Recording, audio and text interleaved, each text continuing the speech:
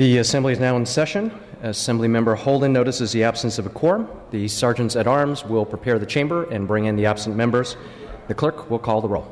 Ashajian, Alejo, Allen, Baker, Bigelow, Bloom, Bonilla, Bonta, Bro, Brown, Burke, Calderon, Campos, Chang, Chow, Chavez, David Chu, Canson Chu, Cooley, Cooper, DeBobne, Daly, Daly, Dodd, Eggman, Frazier, Gaines, Gallagher, Christina Garcia, Eduardo Garcia, Gatto, Gibson, Gomez, Gonzalez, Gordon, Gray, Grove, Hadley, Harper, Hernandez, Holden, Irwin, Jones, Jones Sawyer, Kim, Lackey, Levine, Linder, Lopez, Lowe, Mainshine, Mathis, Mays, McCarty, Medina,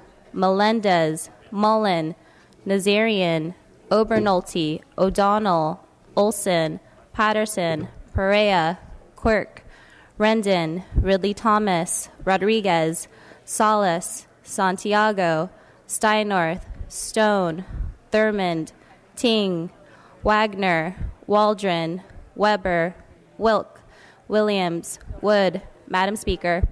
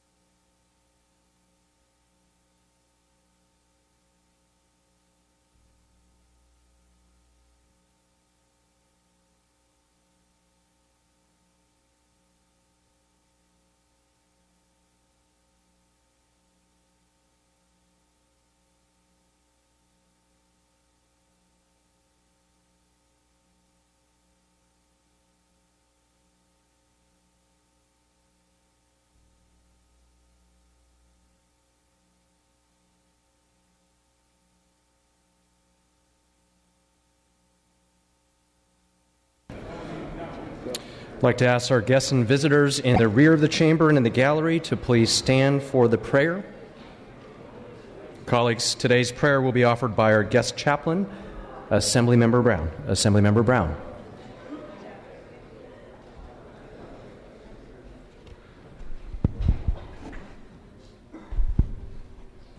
Let us pray.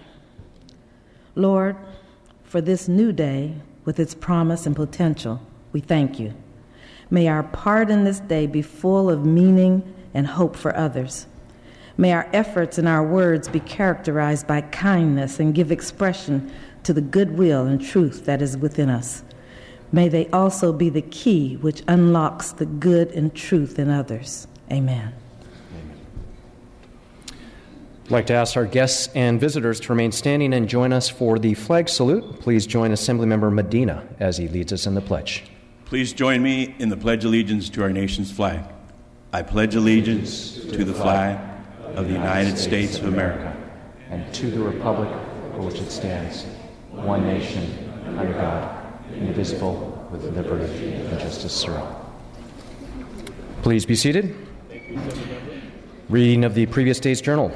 Assembly Chamber, Sacramento, Thursday, April 16, 2015. The Assembly met at 9 a.m. Honorable Kevin Mullen, Speaker Pro Tem of the Assembly. Ms. Garcia moves and Ms. Waldron seconds that the reading of the previous day's journal be dispensed with. Presentation of petitions, there are none.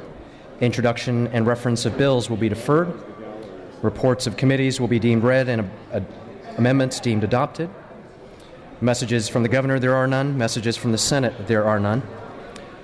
Let's now move to motions and resolutions. First, with our absences. For legislative business, Assemblymember Salas. For illness, Assemblymember Campos.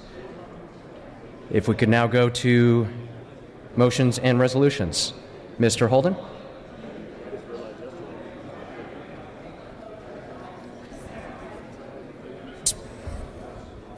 Thank you, Mr. Speaker. I request unanimous consent to suspend Assembly Rule 118 and allow Assembly members Alejo, Eggman, Gatto, Menshine, Ridley Thomas, and Ting to have guests and photographers on the floor today. Without objection, that request is granted. Mr. Speaker, I request unanimous consent to suspend Assembly Rule 45.5 and allow Assembly members Bloom, Bonta, Dodd, Gallagher, and Lopez to speak on adjourned in memories today. Without objection, that request is granted. Pursuant to Assembly Rule 96, I request unanimous consent to re-refer the following bills to committee. Assembly Bill 475 Bigelow from the Governmental Organization Committee to the Rules Committee. Assembly Bill 975 Frazier from the Accountability and Administrative Review Committee to the Education Committee. Assembly Bill 1159 Gordon from the Appropriations Committee to the Environmental Safety and Toxic Materials Committee, then back to the Appropriations Committee. Assembly Bill 1174 Bonilla from the Health Committee to the Rules Committee. Assembly Bill 1238 Linder from the Governmental Organization Committee to the Rules Committee. And Assembly Bill 1454 Wagner from the Water, Parks, and Wildlife Committee to the Rules Committee. Without objection, that request is granted. Mr. Speaker, I request unanimous consent to suspend Assembly Rule 56 and allow the Local Governmental Committee to notice the following bills during its regularly scheduled hearing on Wednesday, April 29, 2015, pending re-referral from committee. The bills are Assembly Bill, Mr. Speaker. Colleagues, members, if we could please keep our conversations to a minimum, we'd appreciate that. Thank you. Mr. Holden. Thank you, Mr. Speaker. Assembly Bill 654 Brown, pending re-referral from the Housing and Community Development Committee. Assembly Bill 910 Harper and Assembly Bill 1083 Eggman, both pending re-referral from the Elections and Redistricting Committee.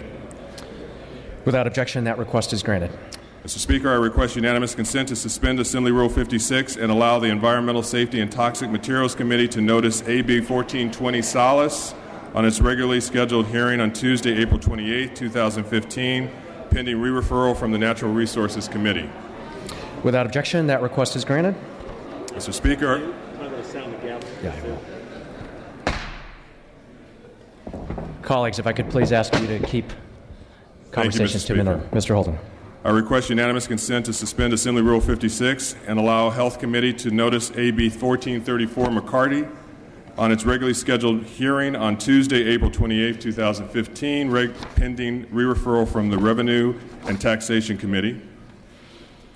Without objection, that request is granted. And I request unanimous consent to suspend Assembly Rule 56 and allow the Privacy and Consumer Protection Committee to notice AB 286 Chow upon adjournment of session on Thursday, April 30, 2015, pending re-referral from the Utilities and Commerce Committee. Without objection, that request is granted.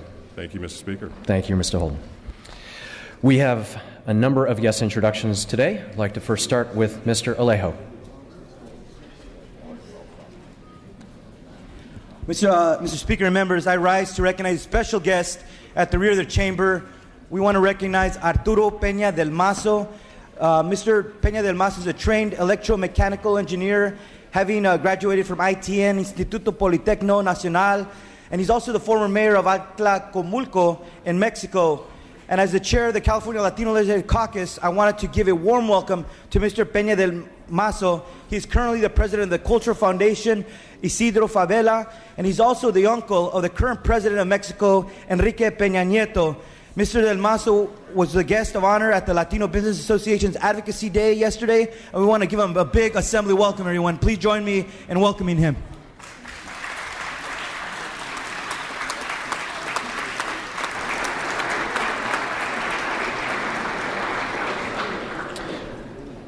Thank you, Mr. Alejo. Our next guest introduction will be by Ms. Eggman.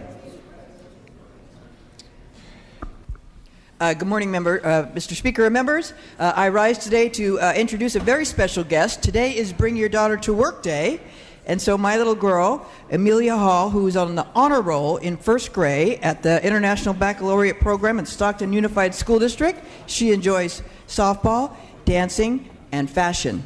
This is Emmy.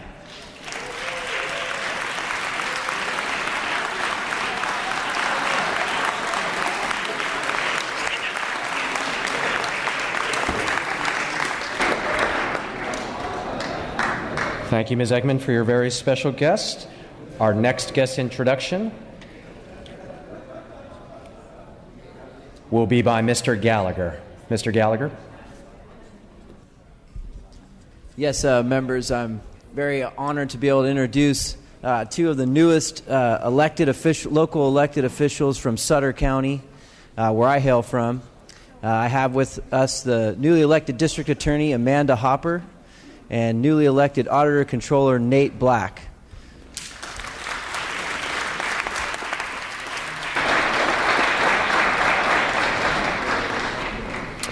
Thank you, Mr. Gallagher. We have another very special young guest today, Mr. Gatto.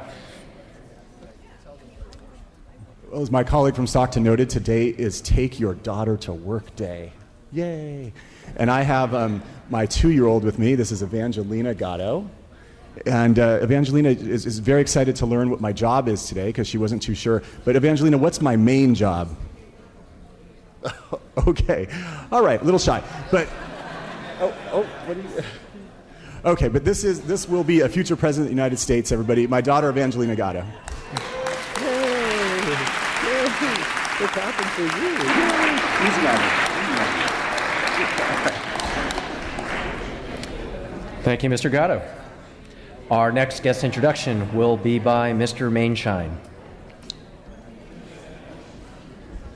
Thank you very much, Mr. Speaker and members. It's my pleasure today to introduce, coming up from San Diego, my parents, Jean and Carol Mainshine.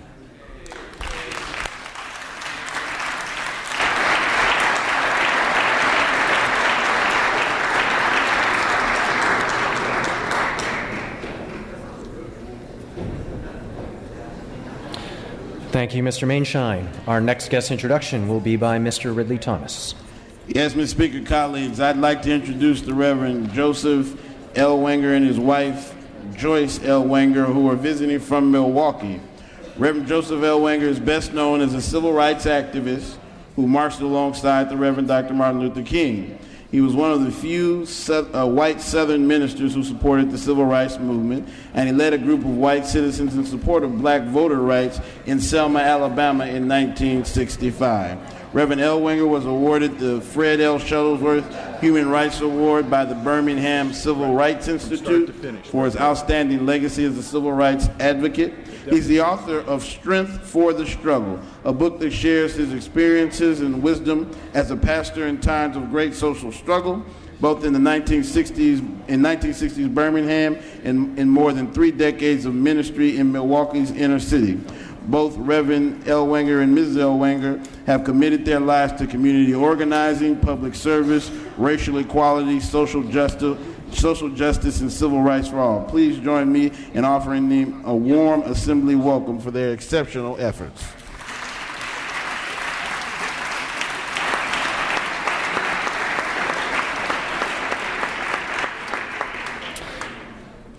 Thank you, Mr. Ridley Thomas. Our next guest introduction will be by Mr. Ting.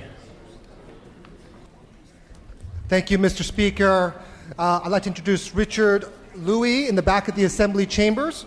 Mr. Louie made history at CNN Worldwide when he became the first Asian American male to anchor a daily national cable news show. He solo anchored the 10 a.m. hour on the CNN Headline News from 2007 to 2010, and he currently anchors Early Today on NBC and is a dayside anchor for MSNBC at 30 Rockefeller Plaza. Not only is he a groundbreaking journalist, but he's also engaged in charity work to end human trafficking, gender discrimination, and homelessness while working to promote equal rights and diversity. In addition, Mr. Louie grew up in San Francisco in my district, as well as, and his parents still reside there. So it's an honor to welcome him to the state capitol.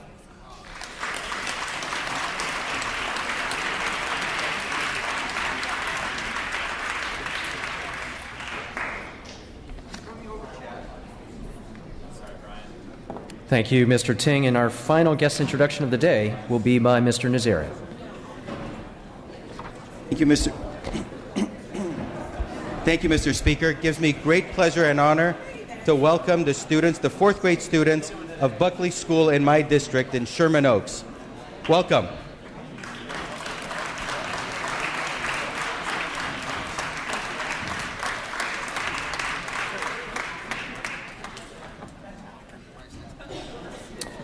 That concludes the guest introductions for the day. Colleagues, why don't we now go to business on the daily file. If I could ask you, if you could please take your seats.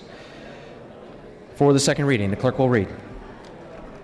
Assembly Bill 1129, 533 with amendments, 1143 with amendments, 1162 with amendments, 299 with amendments, 711 with amendments, 1360 with amendments, 509 with amendments, 752 with amendments, 967 with amendments, 986 with amendments, 1307 with amendments, 1317 with amendments, 248, 265, 438, 520, 559, 651, 653, 655, 703, 716, 852, 970, 987, 162, 166, 222, 223, 231, 294, 301, 315, 331, 389, 417, 434, 439, 442, 487, 536, 579, 599, 608, 665, 685, 689, 705, 759, 773, 778, 794, 797, 815, 905, 950, 973, 1130, 1166, 1188, 1253, 1292, 1322, 1374, 1375, 291 with amendments, and 767 with amendments. Thank you, Madam Clerk. All bills will be deemed read and amendments deemed adopted. Colleagues, I'd like to go back briefly to motions and resolutions. Mr. Holden. Thank you, Mr. Speaker. Let me request unanimous consent to suspend Assembly Rule 56 and allow the Privacy and Consumer Protection Committee to notice Assembly Bill 886, Chow, upon adjournment of session on Thursday, April 30th, 2015, pending re-referral from the Utilities Commerce Committee. Without objection, that request is granted. Colleagues, why don't we now go to the business on the daily file for the third reading. File item 83, we're going to pass and retain. File item 84, we're going to pass temporarily. File items 85 through 88, we're going to pass and retain. File item 89, AB1, Ms. Brown, the clerk will read. Assembly Bill 1 by Assembly Member Brown, an act relating to water. Ms. Brown, you may open. Good morning, Mr. Speaker and colleagues. AB1 is a simple bill. It will prohibit municipalities from fining residents who choose to conserve water by not watering their lawns during the drought. It was passed out of local government committee with unanimous bipartisan support. This bill is necessary. I thought it wouldn't be necessary, but it's necessary because I have reports where municipalities have actually fined their residents for watering their grass. I respectfully ask for an aye vote.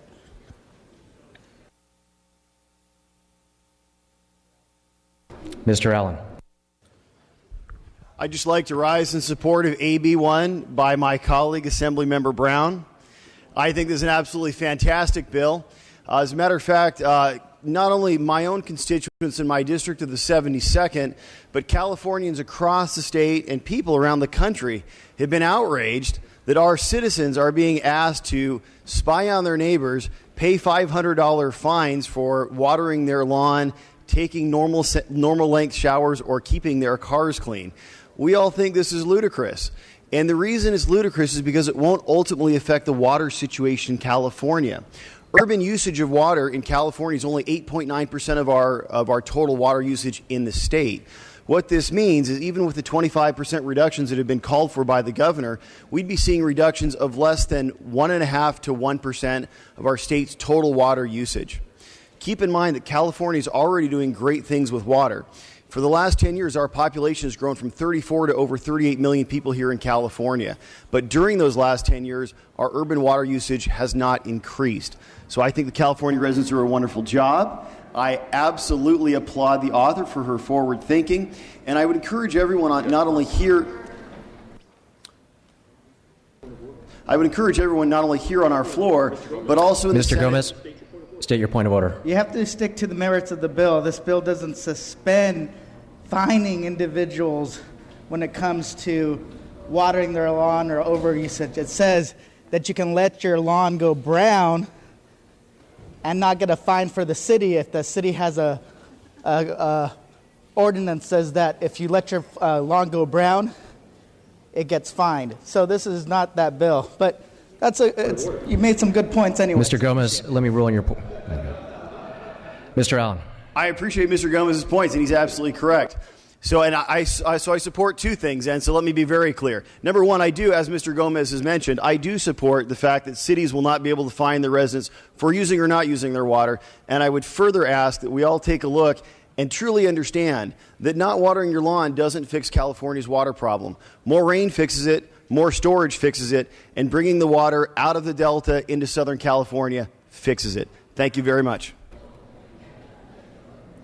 Seeing and hearing no further debate, Ms. Brown, you may close. Thank you. I thank both of my colleagues for commenting on the bill. It's a very simple bill, and I just hope that I can get your aye vote. Thank you. The clerk will open the roll. All members vote who desire to vote. All members vote who desire to vote. All members vote who desire to vote. The clerk will close the roll and tally the votes. Ayes 74, nays 0. The measure passes. Colleagues, if I could ask, we have a lot of business on the daily file today. If I could ask you to keep your conversations to a minimum so that we can leave. I know a number of colleagues are trying to leave soon. With that, we're going to pass and retain items 90 and 91. File item 92, H.R. 15. Ms. Eggman, the clerk will read. House Resolution 15 by Assemblymember Eggman relative to California Thursday. Ms. Eggman, you may open. Thank you, Mr. Speaker. And members, H.R. 15 declares today being California Thursday. California Thursday is in honor of the Center for Eco-Literacy's collaboration with school districts. California Thursdays is a program providing schools with the tools to serve at least one healthy, freshly prepared meal from California-grown food on a Thursday once per month. Today is a statewide rollout when 27 school districts, including Tracy Unified in my assembly district, begin to serve one California-sourced meal per month. Approximately 1.2 million California students will be offered a California Thursdays meal today. The 250 million meals served yearly by the participating school districts represent a huge opportunity for our agricultural industry. California Thursdays also connects kids to plants, animals, and the environment and teaches them how to recognize good and healthy foods, making good food choices. Improving school meals it's one of the largest areas that we invest with our finances, both federally and from the state, into schools to be able to have kids have a meal. We know they learn better, we know they're more alert, and we know that sometimes school is the only place a child gets a healthy meal all day long. So being able to introduce food from our California farms into the schools is just a win-win for everybody. I would ask for your aye vote and ask for the first order roll to be open for co-authors. Seeing and hearing no further debate, Ms. Eggman has asked for the first roll to be open for co-authors. The clerk will open the roll. Members, this is for co-authors.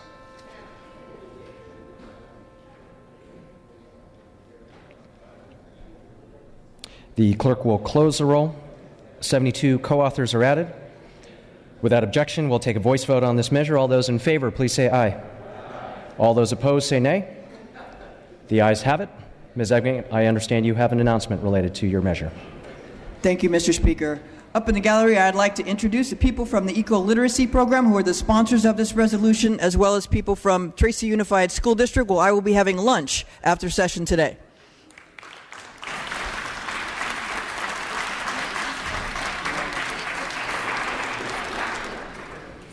Thank you, Ms. Eggman. We're going to pass and retain file items 93, 94, 95. Let's go to file item 96, AJR 11. Ms. Burke, the clerk will read. Assembly Joint Resolution 11 by Assemblymember Burke and others relative to military bases. Ms. Burke. Thank you, Mr. Speaker and members. California is home to over 30 major federal military installation and commands, which generate over $71 billion in direct spending and employ more than 350,000 Californians. In my district, the Los Angeles Air Force Base serves as a hub of the aerospace industry and innovation economy, with billions in economic activity and thousands of jobs.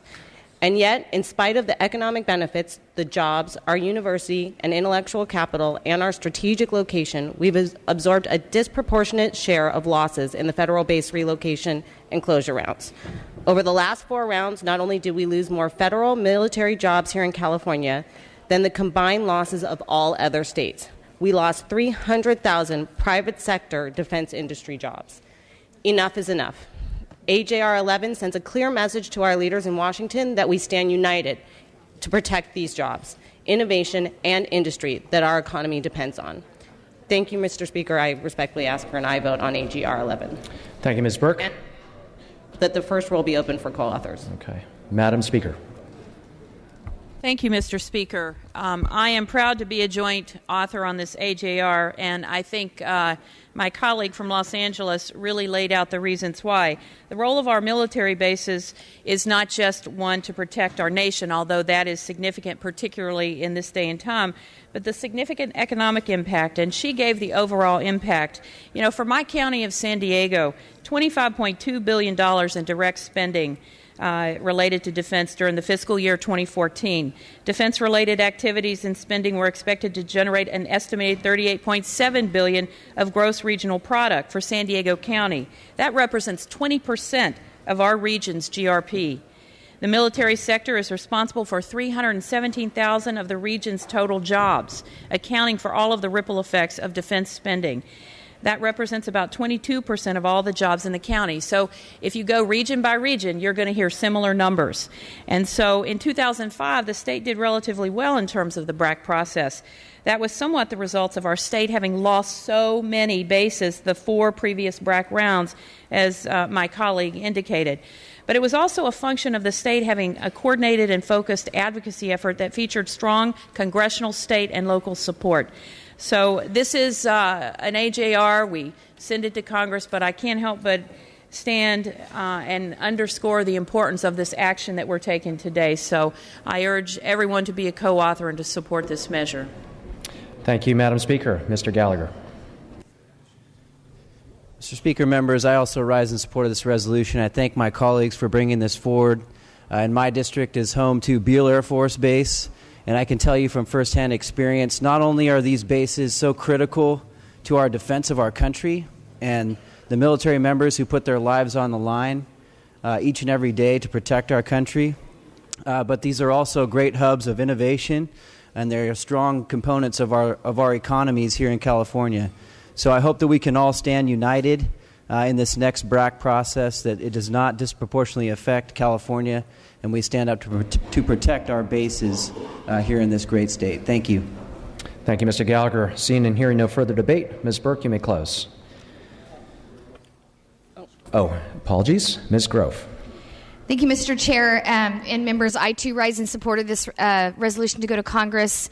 And it's important. It's vitally important, especially in my district, and I know around the state of California. We have the China Lake Naval Air Warfare Center. It's the largest research and development center that we have in our military capacity, and it is housed in Ridgecrest, California, and it is a vital piece of that community and the largest job creator in that district. And during the last BRAC realignment, there was struggles because of being in the desert and the water issue, and we want to make sure that everybody has an opportunity to participate and keep that BRAC realignment, and we have favorability here in California with its vast resources. So thank you. Now, seeing and hearing no further debate, Ms. Burke, you may close. Thank you, Mr. Speaker. I respectfully request an aye vote on AJR 11 and ask that the first roll be open for co-authors. Okay. The first roll will be open for co-authors. The clerk will open the roll.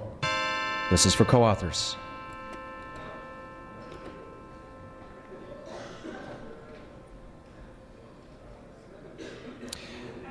74 co-authors are added. This being an AJR, we need to take a roll call vote. The clerk will open the roll. All members vote who desire to vote. All members vote who desire to vote. All members vote who desire to vote. The clerk will close the roll and tally the votes. Ayes 73, nays 0. Measure passes. For file items 97 through 100, we will pass and retain. File item 101, AB 365, Ms. Cristina Garcia. The clerk will read. Assembly Bill 365 by Assemblymember Cristina Garcia, an act relating to family law. Assemblymember Garcia. Thank you. Good morning, Mr. Speaker and Chairman. During my trip to Central America, it was brought to my attention that in 2011, it was estimated that 1,500 children were in foster care while their parents were being detained or deported due to their parents' immigration status. It was projected that without major change, this number would rise to 15,000 children nationwide by the year 2016. Teleconferencing and other electronic means are permitted during child custody proceedings when a party is in another state or a party's military deployment impacts their ability to appear in person. However, it is not currently done across the state for detained or deported parents. AB 365 would require the courts to allow any detained or deported parent to present testimony and evidence by electronic means in court-ordered child custody mediations upon request. Electronic means includes telephone, video conferencing, or internet, provided that their use is consistent with the due process rights of all parties. I respectfully ask for an aye vote. Seeing and hearing no further debate, the clerk will open the roll. All members vote who desire to vote. All members vote who desire to vote. All members vote who desire to vote. The clerk will close the roll and tally the votes. Ayes 68, nays 1. The measure passes. Colleagues, we're going to pass and retain file item 102, file item 103, AB 804. Mr. Hernandez, the clerk will read. Assembly Bill 804 by Assemblymember Roger Hernandez, an act relating to shorthand reporters. Mr. Hernandez. Thank you, Mr. Speaker and members. Assembly Bill 804 requires the Court Reporters Board of California to adopt regulations to establish continuing education requirements for renewal of shorthand reporters certification that are relevant to the practice of shorthand reporting. In 2007, the Judicial Council adopted a continuing education requirement for all personnel employed by the court, including California shorthand recorders, stating that continuing education is essential to enhance the fair, effective, and efficient administration of justice. Not only is continuing education important to understand and to be able to utilize new technologies, but each year, statutes, regulations, or rules for the CSR profession are also being changed and updated. AB 804 ensures that every CSR meets a continuing education minimum standard and that the verbatim record continues to be held to the highest standard possible. This bill enjoys strong bipartisan support and has received no votes. I respectfully ask for your aye vote. Seeing and hearing no further debate, I will take that as Mr. Hernandez's close. The clerk will open the roll. All members vote who desire to vote. All members vote who desire to vote. All members vote who desire to vote.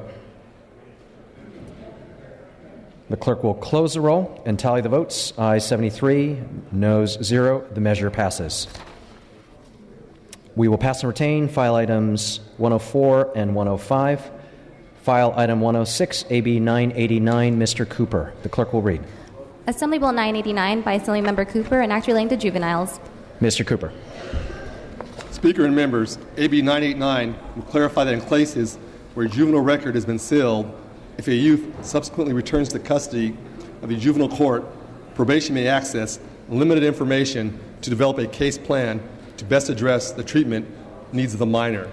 This bill is cleaning up to last year's SB 1038 that provided automatic dismissal of juvenile records. This bill is narrowly crafted to address probation's access to certain records when a youth is brought back into custody on a new crime so probation can determine the best treatment plan for the minor. AB 989 will assist juveniles on their path to becoming productive members of society. I respectfully ask for your aye vote. Mr. Alejo. Mr. Speaker, question for the author. Without objection. For the assembly member from Elk Grove, is this your first presentation on your first bill on the floor? Why, yes, it is. And could you answer this question? You're a man who served as mayor, spent 30 years in law enforcement, won decorated awards for your undercover work. Is this actually the best bill you could come up with after so many years in law enforcement? It's all about helping our children, so I'm very proud of it.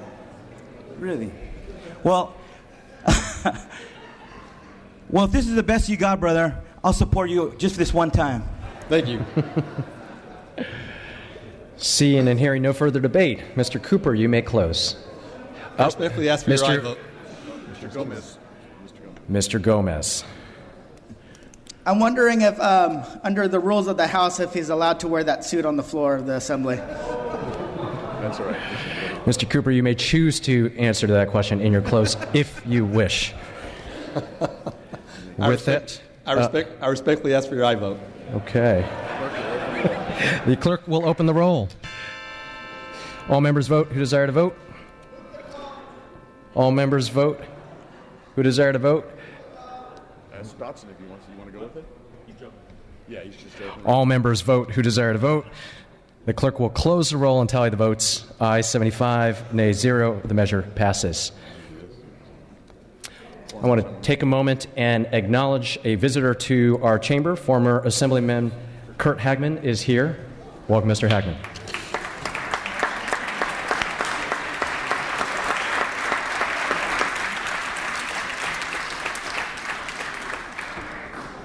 Let's go and continue in the daily file to file item 107, AB 1197 by Assemblymember Bonilla. The clerk will read.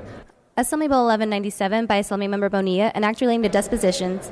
Ms. Bonilla. Thank you very much, Mr. Speaker. I present to you today AB 1197, which will protect consumers by requiring a disclosure of ongoing contracts between court reporters and their firms and the parties participating in the deposition. Court reporting contracts provide very low prices for deposition services. However, these same firms recoup money by shifting costs to non-clients when they request copies of the very same depositions. Unfortunately, non-clients have no choice but to order copies from the court reporting firm and have no remedy for this cost shifting.